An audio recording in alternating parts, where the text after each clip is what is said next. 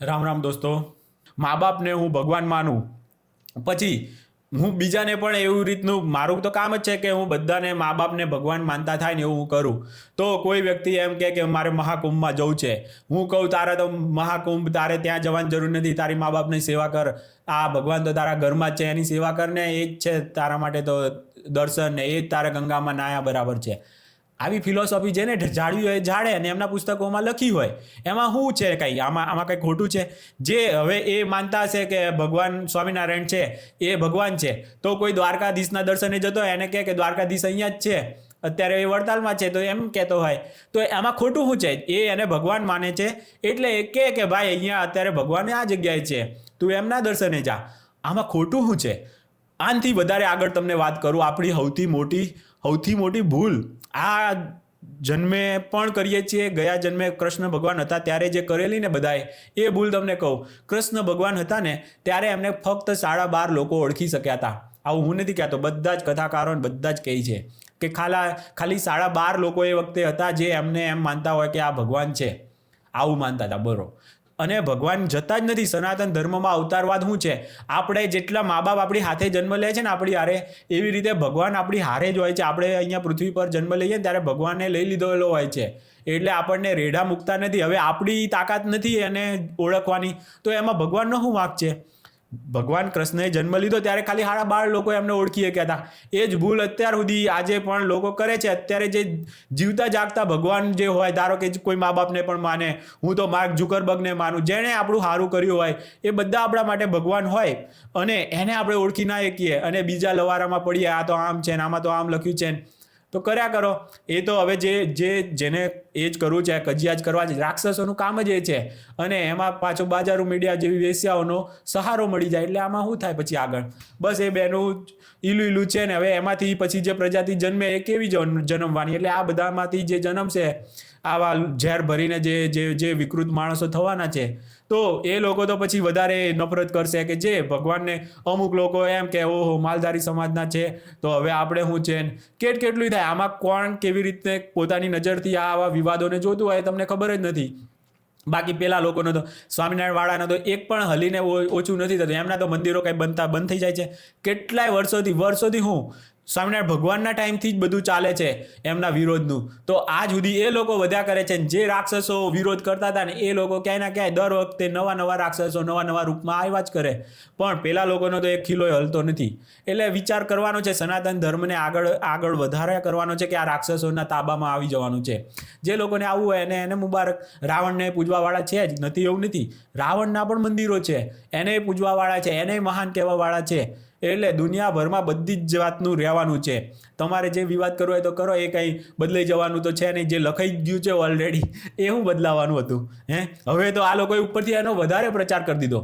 અને જે લોકોને સાચું સમજાશે કે હા ભાઈ આ એની દ્રષ્ટિથી કહેતા હોય કે દ્વારકાધીશ અહીંયા નથી અહીંયા છે, આમાં ખોટું શું છે? પોતાની દ્રષ્ટિથી કોઈ પોતાનું ઓપિનિયન આપે. અત્યારે હું કોઈના વિશે કાંઈ પણ ઓપિનિયન આપું તો એ મારો વ્યક્તિગત વિચાર છે. આટલી સાધારણ સમજ વેશ્યામાં તો નથી જોવાની, પણ મોટા ધર્મગુરુઓમાં પણ નથી રહેતી. બોલો દોસ્તો, આ હદે છે ને કળિયુગ વ્યાપી ગયો છે કે ભગવાધારીઓમાં પણ સાધારણ જેવી આટલી આપણને લાગે કે મારામાં તો, હું તો શાસ્ત્રો ભણ્યો નથી, છતાં પણ આપણને લાગે કે આમાં એવું કંઈ ખોટું છે જ નહીં. જે થોડું ઘણું આપણે આધ્યાત્મિક માર્ગે ચાલ્યા છીએ એ જ છે, એનાથી વધારે કાંઈ છે જ નહીં. આમાં કોઈનું અપમાન કરવાનો જરાય ઈરાદો ના હોય, પણ જેને લઈ લેવું છે ઉડતું તીર તો લીધા કરવાના છે. એનાથી તો કોઈ રોકી નથી લેવાના. એ તો બધા તીર લઈ લેશે ઉડતા, તમે ગમે ત્યાં નાખશો ને એ ઉડતા લઈ લેશે ને બોકારા પાડશે કે ઓહો અપમાન થઈ ગયું. તો કર્યા કરો ભાઈ, અપમાન થઈ ગયું તો હવે આમાં રસ્તો શું છે આગળ? એમાંથી બદલાવાનો નથી. એવું અપમાન કદાચ થયું હોય ને તો એ વસ્તુ ઉપરથી ચગાઈને તમે વધારે ભગવાનનું અપમાન કર્યું છે. આમાં તો તમે છે ને સત્યાર્થ પ્રકાશ કરીને બુક છે, એમાં તો જબરજસ્ત લખેલું છે બધું. પણ એ કંઈ મારે અહીંયાથી બોલાય તમારે કે આવું લખ્યું છે, મહાદેવ વિશે આમ લખ્યું છે, પેલામને આમ લખ્યું છે, તેમ લખ્યું છે, સ્વામિનારાયણ વાળા માટે આમ લખ્યું છે, તેમ લખ્યું છે? લખે ભાઈ, એ એનો પોતાનો પર્સનલ વિચાર છે, એ લખવાના છે, બુક લખે છે. સ્વામિનારાયણ વિરોધી એ બુક નહીં લખાણી છે, એનો વિચાર છે ભાઈ. જેને માનવું હોય એ માનો, એ રસ્તે ચાલો. જે તમારે રચનાત્મક રસ્તે જવાનું હોય, તમારે દુનિયામાં કંઈક કરવાનું હોય તો તમારે સારો રસ્તો લેવો જોઈએ, એટલી આપણે ખાલી વિનંતી કરીએ. કે બાકી તમે બી એ જ રસ્તો લો વિનાશનો, જેમાં ડિસ્ટ્રોય. આપણે તો ભગવાન કહેવાય છે, ડિસ્ટ્રોય કરવાવાળા પણ ભગવાન કહેવાય, રચના કરવાવાળા પણ ભગવાન કહેવાય, પોષણ કરવાવાળા પણ ભગવાન આપણે કહીએ છીએ આને. પણ એ 3 પ્રતીક છે. કંઈ ડિસ્ટ્રોય કર્યા છે એટલે હું એ કંઈ એમ થઈ જાય એવું બી નથી. આ તો હું કહું છું રાક્ષસ, પણ બની શકે કોઈના માટે એ ભગવાન કહેવાય, બની શકે છે, કેમ ના કહેવાય. એને કહેવું હોય તો એને કહેવાય જ. રાવણને ભગવાન જેને કહેવું હોય કહેવાય, એમાં કોઈ વાંધો જ નથી. હું માનતો નથી, પણ તમે રસ્તો લો છો તો પછી સનાતન ધર્મને પછી તોડવાનો, ડિસ્ટ્રોયનો રસ્તો છે. એ પછી સનાતન ધર્મને મોટો કરવા માટેનો એ રસ્તો જ નથી. તમારી જો ઈચ્છા હોય કે રચનાત્મક કરીને સનાતન ધર્મ માટે સારું કરીએ, બધાને સનાતન ધર્મમાં લાવીએ, તો એના માટે વિશાળ દ્રષ્ટિ જોઈએ. એના માટે બહુ બધું રચનાઓ કરવી પડે, મંદિરો પણ બનાવવા પડે, નવા શાસ્ત્રો પણ બનાવવા પડે, નવા સાધુ સંતો બનાવવા પડે, એ બધાને ઘરે ઘરે ફેરવવા પડે, બધું કરવું પડે. આ શિરડી સાંઈબાબા છે, એ સાંઈબાબાનું ખાલી ભજનો ને એને સોંગથી નથી બન્યા.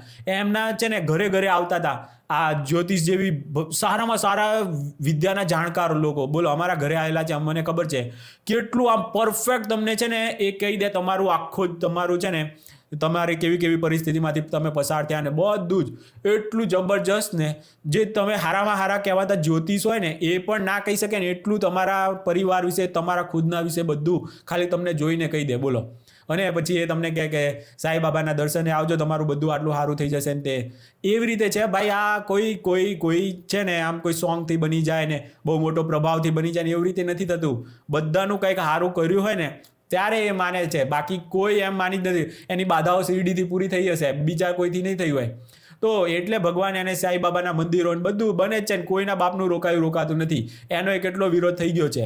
એટલે છે ને રચનાત્મક કરશો ને તો તમારો વિરોધ મૂકી અને રચનાત્મક કામોમાં વળી જશો ને તો તમે કંઈક સારું કરશો અને તમારું આના કરતાં વધારે સારું થશે. બાકી ડિસ્ટ્રોય કરીને તમે 5 જણાને તમારા પક્ષમાં લઈ લેશો, પણ 95 તમે વિરોધમાં તમે લઈ લેશો, અને એ 5નું પાછળ તમે સારું નથી કરવાના. એને પોઝિટિવ માર્ગે જ્યાં વાળવાના હોય ને એના બદલે તમે એને કજિયાખોર બનાવી નાખ્યા. તો એનાથી એ ડિસ્ટ્રોય ઉપરથી તમારો જ ભક્તો થવા માંડવાના છે, આમાંથી બીજા નથી થવાના. તમારા ઉપરથી રોજ ઉઠીને એને કજિયા સાંભળવાના થશે. પેલા લોકો તો એમની ભજન ભક્તિ કર્યા કરે છે ને એ કર્યા કરવાના છે, એને કાંઈ ફરક નથી પડતો. ગમે એટલા એ તો હાથી જાય બજાર, કૂદતે ભોંકે 1000. એ લોકોનું તો રોજને ખબર જ છે કે આ કૂતરાઓ ભસવાના જ છે, આપણે અહીંથી નીકળશું એટલે એને કાંઈ ફરક નથી પડતો. એ ઉપરથી વધારે ને વધારે ઘડાય છે. એ એવી આમ તમારામાં શક્તિ આવે કે આવી કોઈ પરિસ્થિતિઓ ગમે એવી હોય ને એમાંથી પસાર થતા એ શીખે છે. પણ તમારા તો મૂર્ખાઓ આખી જિંદગી એવા ને એવા જ રહેવાના. કેવા આમ હાઈ બીપી ને બધી જાતની છે ને બીમારીઓ આવે. આ બધો આવી વ્યધા લો ને તમે, ડિપ્રેસ ને આવું વાદ વિવાદમાં ને એમાં તમે પડો એટલે ભયંકર વ્યાધિઓ આવે છે. એટલે ના પાડે છે. બાકી સંતોને કોઈ તમે મૂર્ખા નથી કે તમે આવા બધામાં ના પડશો. એમ કે તમારું સારું થતું હોય ને તો એ તમને કહે કે ભાઈ આવા વાદ વિવાદો કર્યા કરો. પણ કોઈ સારા સંત હવે મળવા મુશ્કેલ છે. એ જ લોકો રોજ ઉઠીને કથાકારો જ રોજ ઉઠીને કજિયા કરતા હોય, એ કજિયાખોર કથાકારો બની ગયા હોય, ત્યાં બીજા કોઈ માટે આપણે અપેક્ષા જ શું રાખીએ? અયોધ્યા મંદિર બનતું હતું તો કોણ આડા ફાટ્યા હતા? તમે વિચાર કરો, આટલું સનાતન ધર્મ આખું ભારત એક થયેલું, આખી દુનિયા એક થયેલી હતી, સનાતનનો ડંકો વાગતો હતો, ત્યારે અમુક લોકોને મુહૂર્ત નડી ગયા હતા. બોલો દોસ્તો, આવા જ અત્યારે મહાકુંભ આટલો જબરજસ્ત ભવ્યથી ભવ્ય માઇક્રો મેનેજમેન્ટથી કર્યો યોગી આદિત્યનાથનો, તો એનું છે ને એનું રાજીનામું માગતા હતા. બોલો, એ લોકોને હવે અહીંયા છે ને સ્વામિનારાયણમાં દેખાય છે કે આવું ખોટું લખ્યું છે. બોલો, વિચાર કરો કઈ હદે જઈ રહ્યા છે આ લોકો, કઈ હદે સનાતન ધર્મને લઈ જાય છે. આપણે તો હવે આપણને એમ થાય કે સાધુ સંતો છે, આમ છે તેમ છે, આપણે ના બોલવું જોઈએ, પણ લોકો સાચું સમજે છે અને દરેક માણસને મગજ આપ્યા છે, એ વિચારે છે અને કરશે કે હા ભાઈ કોણ સાચું છે ને કોણ ખોટું છે. આમાં તો જે લોકો છે ને ઉપરથી એક્સપોઝ થાય છે, બીજાને એક્સપોઝ કરવા જાય પણ પોતે જ થઈ જાય છે આમાં તો. પણ જે હોય ભગવાન એમની સદબુદ્ધિ આપે, સનાતન ધર્મના માર્ગે બધાને લાવે, ભગવાને લજવે નહીં એવી આપણે પ્રાર્થના કરીએ. બધા જ આવી જાય આમાં, કોઈ એકને નથી કહેતો. બધા સ્વામિનારાયણવાળા પણ કાંઈ ખોટા હોય, એવું કંઈ એમને એવા આ ઉદ્દેશ્યથી લખ્યું હોય કે આમને નીચા પાડવા છે, તો એમને પણ સદબુદ્ધિ આવે એવી પ્રાર્થના થાય. આ તો સનાતન ધર્મ છે, આમાં કોઈ મારકાટ છે જ નહીં ક્યારેય. પ્રાર્થના કરીને એ લોકોને સદબુદ્ધિ આવે એવી રીતની આપણે પ્રાર્થના કરી શકીએ. આમાં બીજી કોઈ હોય નહીં આનાથી વધારે. આમાં વિવાદ જેવું પણ ના હોય. પણ જેને કરવા છે એ તો કરવાના જ છે. એને તો બાજારો મીડિયા એનો તો ધંધો જ છે. વેશ્યાઓનો ધંધો શું હોય? બીજાને બદનામ કરવા સિવાય. એ જ ધંધો એનો છે. બીજા જોડે ઇલ્લું હોય, એની પાસેથી પૈસા મળે ને બીજાને બદનામ કરે. તો એ ભલે કરતા રહેતા. ચાલો દોસ્તો, આ તો આપણો દ્વારકાધીશ વિવાદ પર મારો વ્યૂ. જેને ખોટું લાગે તોય ભલે, સાચું લાગે તોય ભલે. ભગવાન બધું જોવે છે. દ્વારકાધીશ જતા નથી રહ્યા, એ અહીંયા જ છે. એ એમનું અપમાન થશે ને તો એમનામાં એટલી શક્તિ છે કે એમના અપમાનનો એ બદલો લઈ લેશે.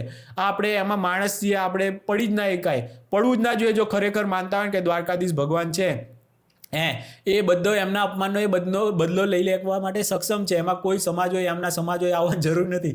સાધારણ માણસને અપમાન થતું હોય ને એના સમર્થનમાં સમાજને આવવું પડે. ભગવાનના એમને સપોર્ટની જરૂર નથી. પણ એનો મતલબ એ છે કે તમે ભગવાનને સમજી જ નથી શક્યા. આવા વિવાદ કરવાવાળા ને એ બધા લોકો, આમાં પોતાના રોટલા શેકવાવાળા સમજી જ નથી શક્યા કે ભગવાન તત્વ શું છે. એ લોકો ભગવાનનું અપમાન થાય ને તો ભગવાન એટલી એમનામાં સામર્થ્ય છે કે એમના અપમાનનો એ બદલો લઈ લેશે. જે પણ કરશે ને, નહીં કર્યું તમે તો આટલું વાંચ્યું છે ને કર્યું છે ને એની ઉપરથી તમે લઈને આવ્યા છો. પણ જેવા લોકોએ કર્યું છે ઓલરેડી ને એ બધાનો બદલો ભગવાને નથી લીધો. 100 ગાળનું કીધેલું હતું તો એનો વધ કરી નાખે ને 101મીએ.